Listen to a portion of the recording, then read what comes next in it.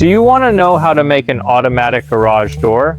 In just 1 minute, I'll teach you. You only need Arduino, infrared sensor, servo motor, and a breadboard.